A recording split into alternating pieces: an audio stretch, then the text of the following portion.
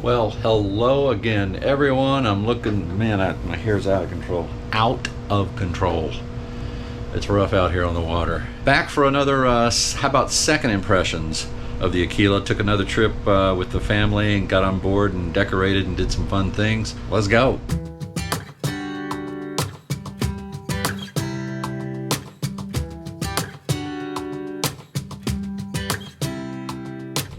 Okay. At least I got a goatee this time. Hey, this trip was great. As you saw in the last video, it was a lot of fun. Went down to St. Simons, had a lot of issues. Some caused by me, some caused by a technician who didn't clamp a hose. Well, you saw that in the last video. I'll go into a little more detail as to exactly what happened and how I fixed it. But I'm back up here in the Flybridge, and I have to say this time it wasn't as hot up here, and that's just because I learned a few lessons. I learned how to keep doors and windows open and keep air flowing through here. This little fan right in front of the AC vents helped a lot. And then this big ass fan way down there blew air up this way. The cool air that was down there blew air up this way, and that helped a lot too. So crap you gotta do to make things work. I'm still investigating getting some sort of tent on here. I have also ordered a blind so that when we're gone for a month that we just black it out altogether to keep it cool up here. The TV has been installed. I set out back last night, watched my favorite baseball team, so that was fun. Still waiting on our teak table. I think it's gonna be about another month, and still waiting on the treacherous steps.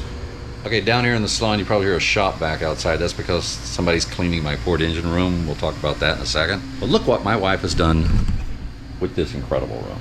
Is that incredible? Love my TV, yes. British Open, of course. I mean, she's just decorated it beautifully. Now, if you'll recall, we didn't put a table in here because we wanted to have an ottoman. My wife, being the genius that she is, said instead of an ottoman, why don't we go buy little wooden chairs for the vanities in the bedrooms and bring up the little ottomans that were there for the vanities because they match the couch. Freaking genius. And it just works perfectly. You can move them around to whoever wants to put, and we're getting little tables like in the corners for drinks. She also did this amazing thing, and actually will change the letters every day. I walk in here every day and it says something new. So with all the candles that are on timers, they're not real candles, of course. Just beautiful. I still haven't taken you into the master bedroom because we still don't have our bedding yet. It's been on order for a while. Everything's back ordered, as you know, the way life is right now. So as soon as we do that and get all our bedding, I'll take you through there. I was really struggling as to how to get Wi-Fi on board and what's the best route, because everybody's talking about Starlink for great things and bad things about it. I really need to be able to upload and download video, obviously, if I'm in the middle of the Bahamas with no cell service, blah, blah, blah, blah, blah. So what I ended up getting was a KVH Track Vision that, it's like the KV30 or so, I don't know. I haven't set it up. It just got installed like last week. So I'm about to set it up. It's very expensive to use, so I'm only gonna use it when I need to use it out in the middle of nowhere. And it's also a backup because it also has a satellite phone right here. That's a luxury, absolute luxury. Not cheap, but it's just something I felt I needed and I wanted to have. So I got it. Now for everyday Wi-Fi, I just went to Verizon and got this little bad boy. It's costing about 90 bucks a month, and it works off cell data and turns it into Wi-Fi, and it has worked beautifully everywhere we went. So it was great. We're on the Marina Wi-Fi right now, so that's easy, but really great buy. It only cost a couple $100, and like I said, it's about $90 a month, so I'm good with that. We have a creak in our floor. Hear that? Trust, there it is. Hear it? Anyway, it's unstable for some reason. It's unlevel, so Marine Max has come in to take a look at that as well when they replace the steps. Heard that one, right? So when we came back from our month-long stay in California, the air conditioner was not working, and that's simply because the strainer got filled, and so it kind of shut down, and then the folks trying to help me out to bring it back to life just weren't quite familiar with it. Not only that, neither was I. I wasn't familiar with it either. So now I'm familiar, now I know. So if you come here, all right, it's at 72 degrees because I've set the thermostat at 72, right? Let's say you walk in here and that reads 90 degrees because we haven't been here and the air conditioner hasn't been working, right? Well, our immediate reaction is to come over here, set it to 72 and go. The problem is you will get that warning. You'll get that little warning if you do that, because what it's doing is it's looking at you and saying the water's not cold enough for me to turn on. If it's 90 degrees here and you want me to go all the way down to 72, no thank you, I'm not doing it. So what you have to do is just set your thermostat up to about 10 degrees below. So if it's 90 degrees, set your thermostat to like 82 and then it'll kick on. And then as the temperature comes down, when the temperature comes down to like 83, then set your thermostat down to 75. And then it'll keep coming down. You have to kind of just caress it and work it as it keeps going down. At least that's what I learned, and it worked like a charm. So there you go. Okay, I will show you this part of our master. We have double sinks. Come down here. And I'm here because I want to show you this. This shower is gorgeous.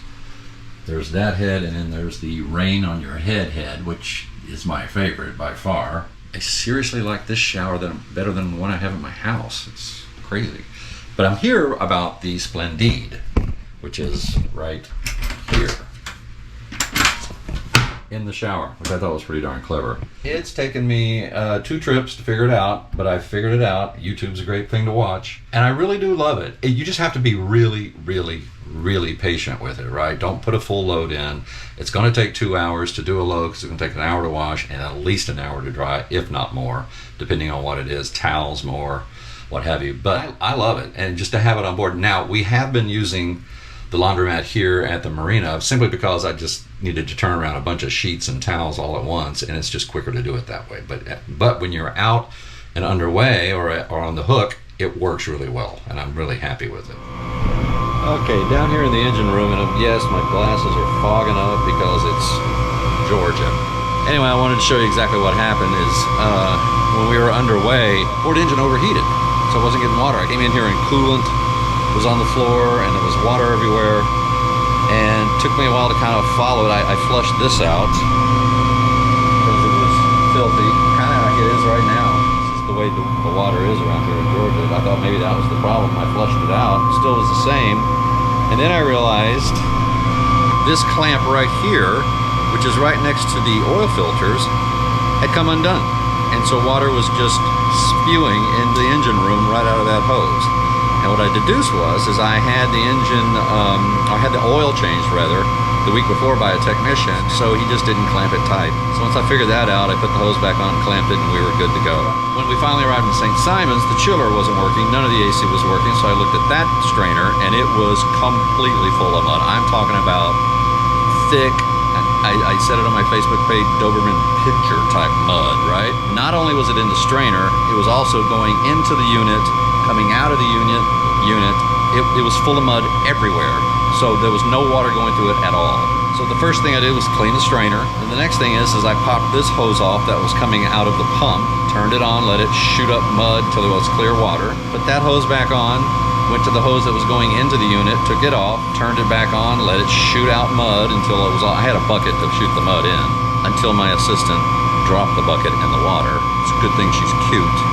Took the hose that's coming out of the unit, turned it on, boom, mud came flying out of that until it was fresh water or clear water. Put that hose, well, I couldn't put that hose back on because that's the hose that goes out, underneath the boat. So I stuck a water hose in that particular hose, and then it cleared out down to the bottom, put it all back together, and it worked fine. I've been in here about 8 or 9 minutes. It's as much as I can stand in 90 degree weather and 90% humidity. I'm leaving. Phew. Anyway, needless to say, that room was an absolute mess and disaster with mud and everything. So I had a young man come and clean the whole thing out because I don't clean like that anymore. No, thank you. That's all for now. We're coming back in about 4 weeks, and we're going to do 2 more trips with a bunch of family members, and my kids are coming. It'll be fun. See ya.